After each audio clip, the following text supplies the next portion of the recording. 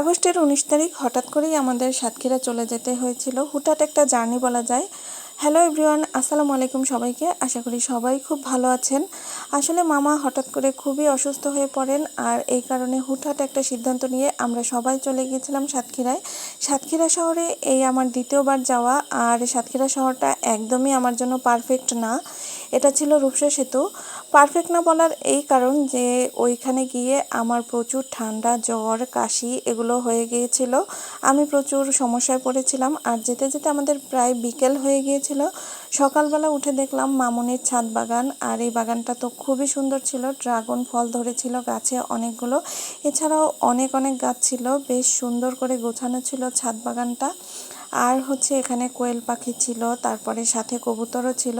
আমি সবগুলো ছোট ছোট করে ক্লিপ নিয়ে নিয়েছিলাম, কারণ মামা ওই সময় হসপিটালে ছিল, আর সেই ভিডিও ক্লিপগুলো আমার নেওয়া হয়নি। রাতে দেখলাম এখানে সবজি বিক্রেতা এসেছে, আর এই রাজহাঁস দুটোকে দেখলাম একদমই ঘরে যাচ্ছিল না। এগুলো রাতে সম্ভবত বাহিরেই থাকে। আর যেহেতু একটা কোয়ালিটি টাইম স্পেন্ড করেছি আমরা, কারণ সব আত্মীয় স্বজন একসাথে, আমার মা, তারপরে শাশুড়ি, শ্বশুর, খালা সবাই, আর মামা তো ছিলই। এটা ছিল আমার মামাতো ভাইয়ের ছেলে। ও প্রচুর দুষ্টুমি করতো আমাদের সাথে, তবে বেশ ভদ্র ছিল। আর সন্ধ্যার সময় আমাদের প্রায় এরকম পার্টি হতো।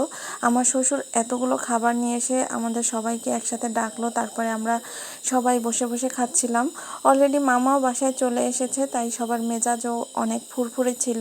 তো আমরা সবাই মিলে খাওয়া দাওয়া সারছিলাম আর গল্প করছিলাম।